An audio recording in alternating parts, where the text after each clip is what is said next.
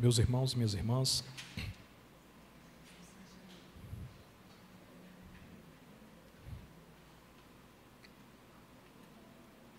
há mais ou menos uns 2 anos atrás,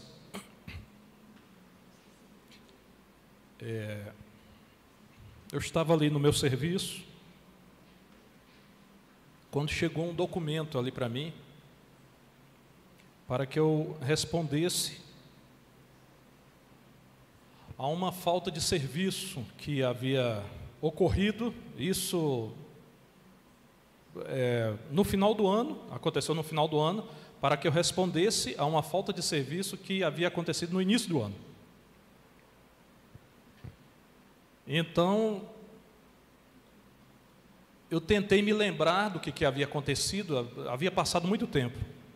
Eu tentei lembrar do que havia acontecido, e ali conversando com meus amigos, com o pessoal, eles lembraram. Ele falou: não, nós lembramos, era uma instrução que eu teria que comparecer, uma instrução de armamento, alguma coisa desse tipo, e foi marcada justamente para aquela data, e eu não estava. Por que eu não estava? Porque eu havia trabalhado todo final de semana, no sábado e no domingo. Eles me fizeram lembrar, eu nem lembrava. Não, nós trabalhamos no sábado e no domingo, e quando você estava escalado na segunda, todos fomos dispensados. Ok, mas nós fomos dispensados verbalmente. No documento, estava lá, escalado na segunda-feira. E agora? Como é que eu ia resolver isso? Você tem 48 horas para dar a resposta por que você não compareceu ao serviço. De uma dispensa verbal que tinha acontecido quase um ano atrás. Aí eu entrei, fui para a secretaria, fiquei meio agoniado, falei: e agora, como é que falta ao serviço, no meio militar, e falta grave? Ia ser uma punição severa. Como é que eu vou resolver isso? Então, tentamos aqui, como é que eu vou fazer? Não, você estava dispensado, e agora? Vamos achar aqui.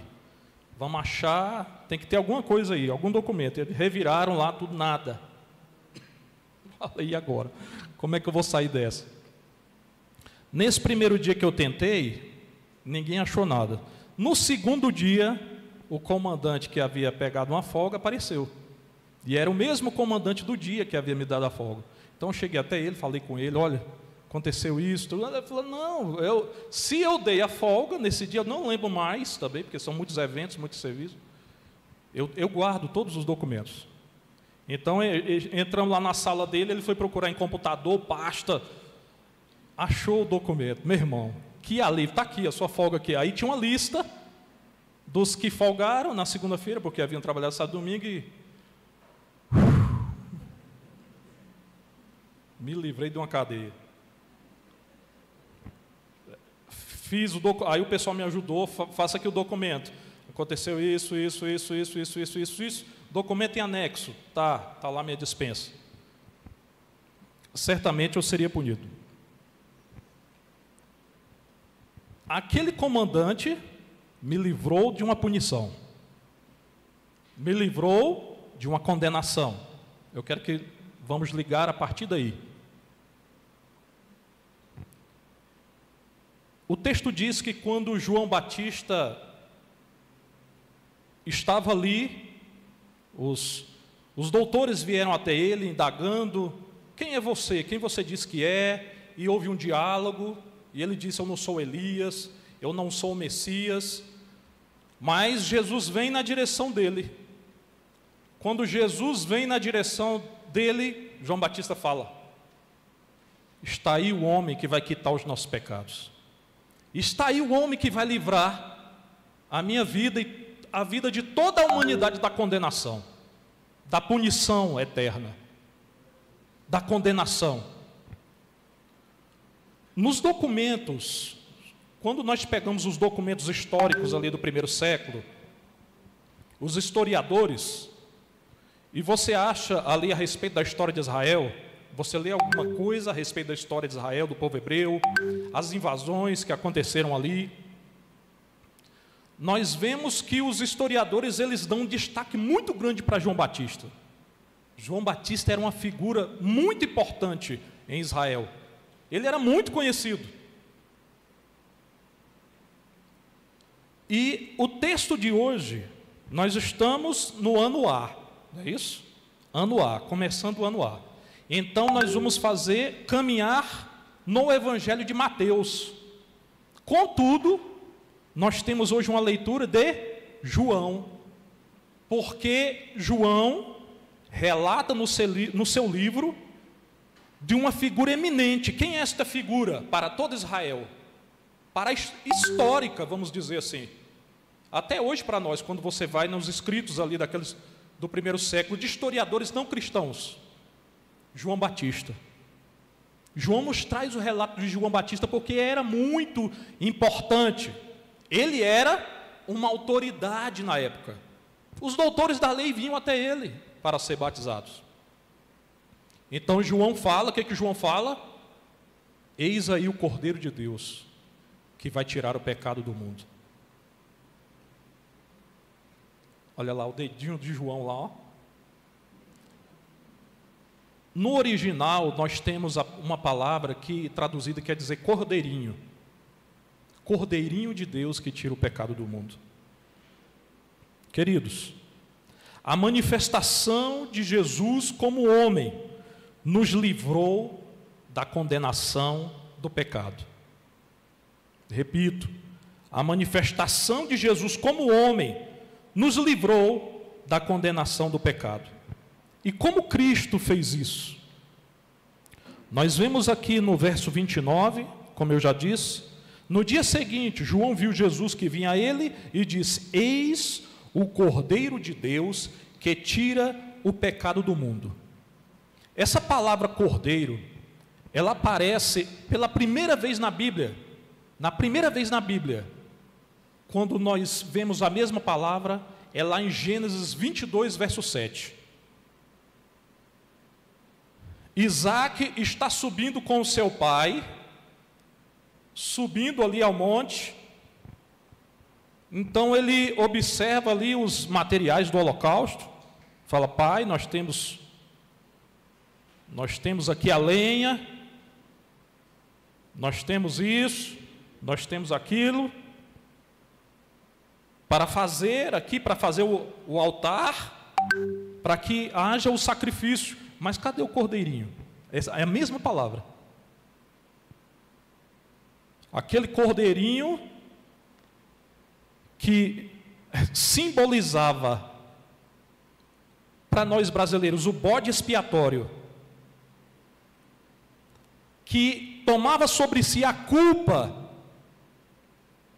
das pessoas e era oferecido a Deus, para que Deus perdoasse a culpa das pessoas com a vida daquele animal.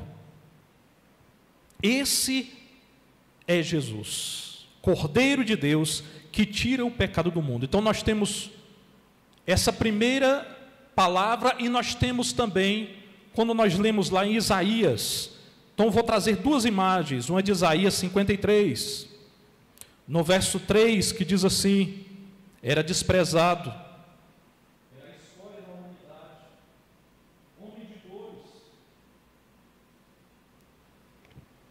experimentar nos sofrimentos como aqueles diante dos quais se cobre o rosto.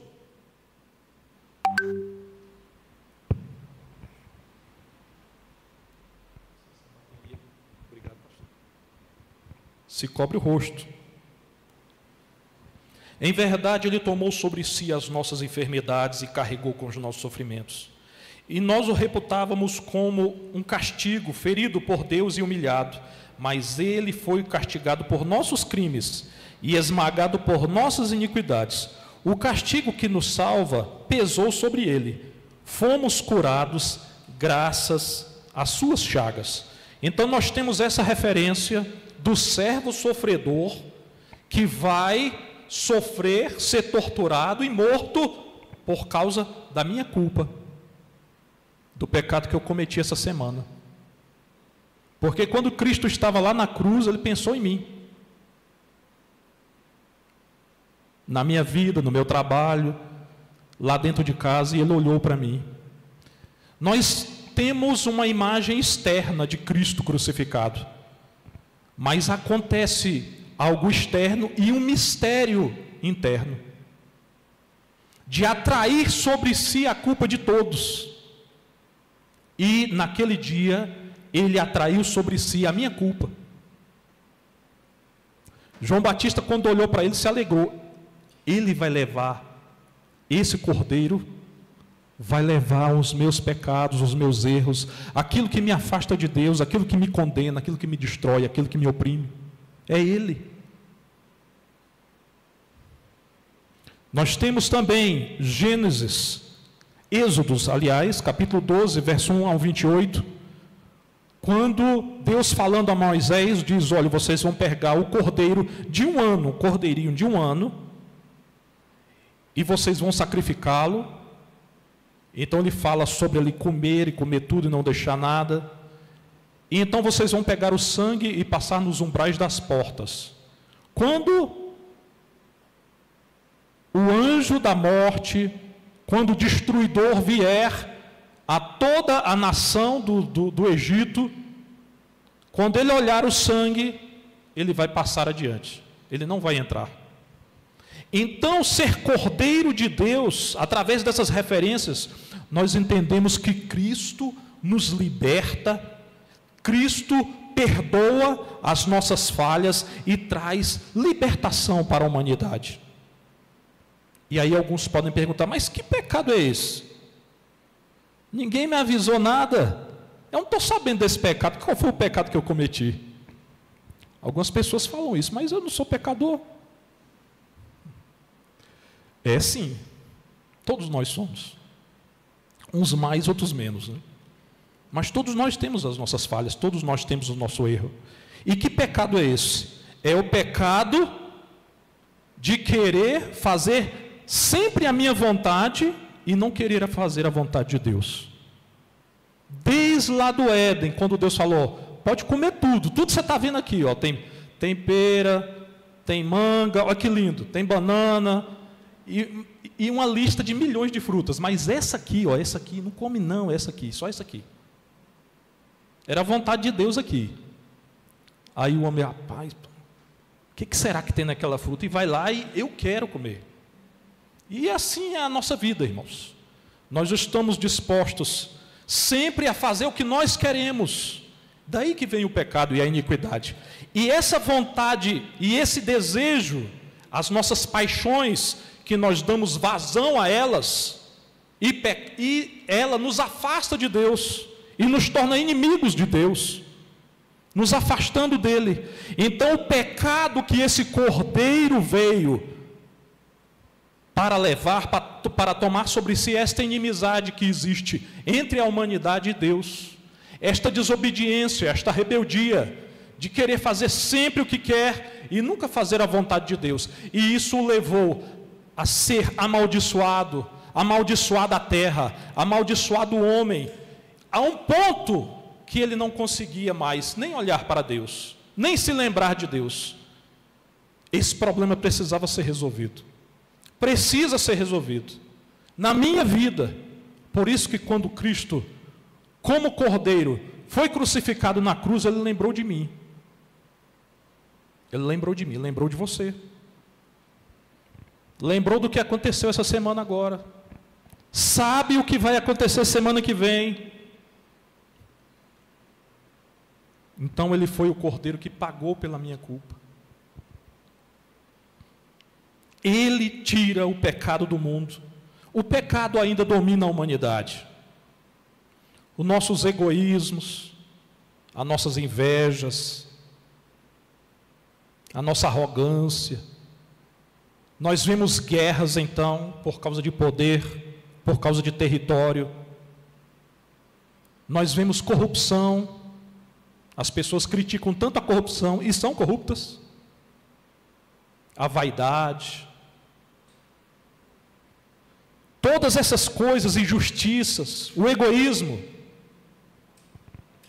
são pessoas que buscam seus interesses e negam cumprir a vontade de Deus. Eu quero dizer, meu irmão e minha irmã, que Jesus carrega, leva todas as nossas falhas, todas as nossas culpas, para que eu e você possamos nos tornar aceitáveis diante de Deus novamente, para que nós tenhamos a possibilidade de nos aproximar de Deus, não porque merecemos, mas pela infinita misericórdia de Deus, porque estávamos, e muitos estão perdidos, afastados, apartados de Deus, sem Deus no mundo, mas esse sacrifício do cordeiro, e ele não fez isso simplesmente como um cordeiro inocente, aquele animal que era trazido à presença do sacerdote, ele fez isso conscientemente. Eu preciso fazer isso pelo Marcos. Algumas pessoas brincam, né? Tem uns vídeos em que as pessoas brincam, a pessoa do nada se mete numa confusão tremenda, estava tudo bem, aí ele vai, vou fazer um negócio aqui, se arrebenta todinho, estou fazendo nada, vou arranjar problema. Não, irmão, Jesus não foi assim. Quem aí está disposto a levar uma chicotada por alguém? Ele ia apanhar, não, calma, ele ia apanhar, não, tira a camisa, pode aqui, bater aqui. Jesus fez isso conscientemente, pelas suas feridas, pelas suas pisaduras ou feridas, eu fui sarado. A enfermidade que havia na minha alma, de pecado, de inimizade contra Deus, de rebeldia, foi arrancada pelas feridas no corpo do nosso Mestre, no corpo de Jesus. Ele tomou sobre si os nossos pecados. Jesus nos livra da condenação, levando os nossos pecados e também restaurando a comunhão que estava perdida. Verso 32 diz: João declarou: vi o Espírito descer no céu em forma de uma pomba e repousar sobre ele. Ele declara isso. E no verso 34, eu o vi e dou testemunho de que ele é o Filho de Deus. Jesus é este homem Deus cheio, repleto do Espírito Santo de Deus. E ele diz que viu o Espírito descer sobre ele. Verso 33, eu não conhecia, mas aquele que me mandou batizar com água disse-me: sobre quem vires descer e repousar o Espírito, este é quem batiza no Espírito Santo.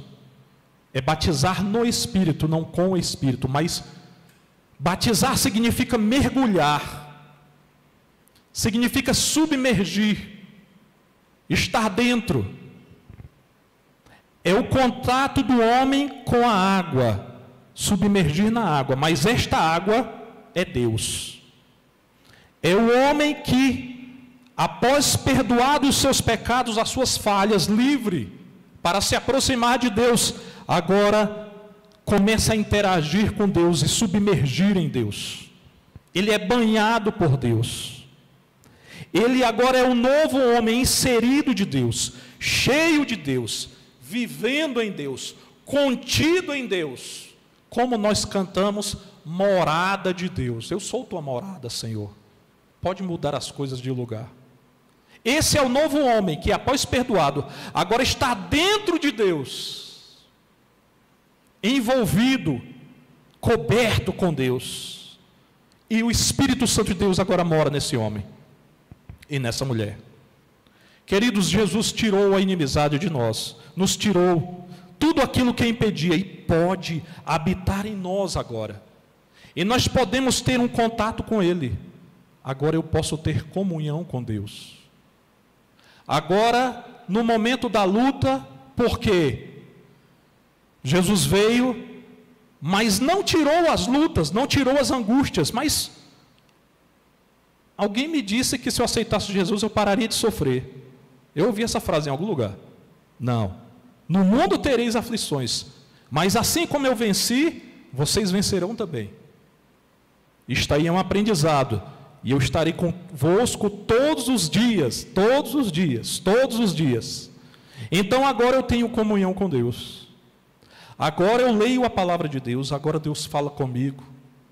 Deus fala ao meu coração que Ele me livrou dos pecados. E agora eu estou cheio do Espírito Santo de Deus. E agora Ele me consola nos momentos de tristeza. E agora Ele me conforta no momento de solidão. Ele é a luz em meio às trevas. Ainda que eu ande pelo vale da sombra e da morte, não temerei mal algum, porque tu estás comigo.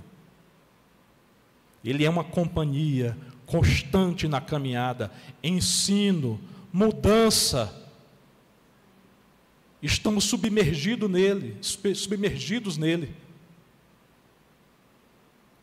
E agora eu tenho comunhão com Deus, tenho alegria e experimento desse amor na minha vida.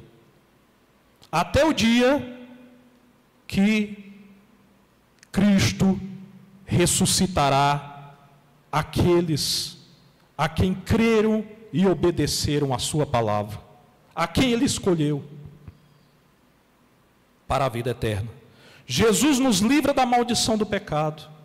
Ele restaura o homem, restaura a nossa comunhão com Deus. E terceira coisa, Ele mostra o caminho da salvação. Nós temos aí no verso 37, os 2 discípulos ouvindo falar, João Batista estava ali, esse é o Cordeiro de Deus, o Espírito Santo está sobre ele, ele é o Filho de Deus, ele é Filho de Deus, que tira o pecado do mundo, cheio do Espírito Santo, vai batizar, vai cobrir aqueles que se entregam a ele com o Espírito Santo. Quando os 2 discípulos ouvem isso, 2 discípulos ouvindo isso, os discípulos ouvindo, verso 37, os discípulos ouvindo falar, seguiram a Jesus. Voltando-se Jesus, então Jesus está caminhando, vendo que o seguiam, voltou-se e perguntou: que procurais? Disseram-lhe: Rabi, onde moras? Aí Jesus: vinde e vede. Que experiência maravilhosa, né, irmãos? Meio incerto, mas aquela experiência, esse Jesus, essa proposta de Jesus, tira o meu pecado, me traz para a amizade com Deus, me enche da presença de Deus, para que vá me santificando, para que vá me moldando, para que vá me limpando, para que eu vou parecendo cada dia mais um pouquinho com um cordeiro imolado, que se entrega a Deus, que vai se entregando a Deus todos os dias um pouquinho mais, ao longo da sua vida, e vai me enchendo desse Espírito Santo, desse conforto, desse consolo, desse ensino, desta luz, dessa orientação. E então, sabendo disso, os discípulos vão atrás dele. Jesus é o caminho. Certa vez Jesus disse: olha, eu sou o caminho, a verdade e a vida. Eu sou o caminho. Cristo é o caminho para nós. Saber que Jesus Cristo é o caminho e que nós estamos neste caminho nos traz esperança. Não, como eu disse, não significa ausência de problemas. Os problemas virão, mas você não estará só. Você terá Deus na sua caminhada, como aquele povo ali caminhando no deserto, em que Deus ali fez sua tenda no meio deles, e quando a glória de Deus subia, eles andavam, e quando ela parava, eles paravam. Deus está agora, a tenda de Deus agora somos nós. A tenda de Deus são aqueles que creem, que confessam, que se arrependem, que batizam, porque para você estar inserido no corpo de Cristo, é necessário o batismo, e agora Deus habita em você, então você caminha, tem suas lutas, tem seus desafios, você enfrenta adversidades, mas Deus agora está contigo, a luz de Deus está dentro de você. Algumas pessoas dizem então, muitas propostas nós temos por aí. Algumas pessoas dizem então: Marcos, se você tiver dinheiro, você puder comprar muitas coisas, pronto, você já tem tudo que você precisa. Mas coisas e compras não é o caminho da salvação, não te trará salvação, não te trará plenitude de vida. Só Deus pode fazer isso. Alguns dizem: olha, a ciência melhorou a nossa vida. Sim, trouxe muitas coisas, a ciência nos salvará. A ciência é a luz. Sim, melhorou minha vida, com certeza, sem dúvida alguma. A ciência, ela trabalha entendendo aquilo que Deus criou, entendendo. Um dia uma árvore, como meu professor me ensinou, a maçã caiu, e aí, olha, tudo que sobe tem que descer. Ele não criou aquilo, ele descobriu aquilo, e é isso que a ciência faz. Vai estudando, mas só que a ciência não pergunta, quem foi que fez tudo isso? Ela não quer saber disso. Porque ela tem um pressuposto ateísta. Eu não preciso saber quem fez. Estão as coisas aí, eu quero só estudar as coisas que foram feitas. Então a ciência não te trará salvação nem vida eterna.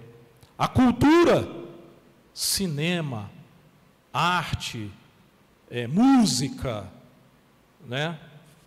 Tudo isso, artes plásticas, todo tipo de expressão artística, hoje em dia, no tempo moderno, ao invés de nos levar a Deus, nos afasta de Deus.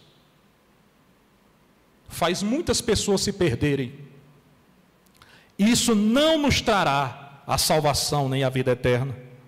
Alguns colocam a sua confiança na imprensa, mas só que a imprensa, ela informa com parcialidade, queridos. Ela é parcial, ela não é objetiva. Ela tem seus interesses, muitas vezes interesses econômicos. E quando escreve, sempre escreve por um viés materialista, ateísta, politizado, sempre está puxando para um lado. Ela não é objetiva e muitas vezes afastam as pessoas de Deus. Muitas pessoas confiam em líderes políticos. Alguns estão muito preocupados, dizendo, estamos todos perdidos. Outros estão dizendo, o amor venceu o ódio. Queridos, homens são falhos, homens são pecadores, e não têm a salvação nem a vida eterna para dar para nenhum de nós. Vamos olhar mais para Deus. Mesmo no meio das adversidades, Deus está conosco. A palavra de hoje é o testemunho fiel e verdadeiro. E eu quero te trazer o testemunho de João Batista hoje. Eis o Cordeiro de Deus que tira o pecado do mundo. Eis o Cordeiro de Deus que tira o pecado do mundo, Jesus Cristo. Não importa o governo que você está, não importa a circunstância, não importa a vida que você está vivendo, se apegue a Deus. Permita que Deus faça morada em você. Siga Jesus como os discípulos fizeram. Entregue a sua vida para Ele. Deixe Deus tomar conta da tua vida, porque Ele te trará salvação e vida eterna. Foi para isso que você foi feito. No fim de todas as coisas, o nosso fim é Deus. Todos encontrarão com Ele um dia. E naquele dia, que nós possamos estar na presença de Deus como amigos e não como inimigos. Amém? Que Deus nos abençoe.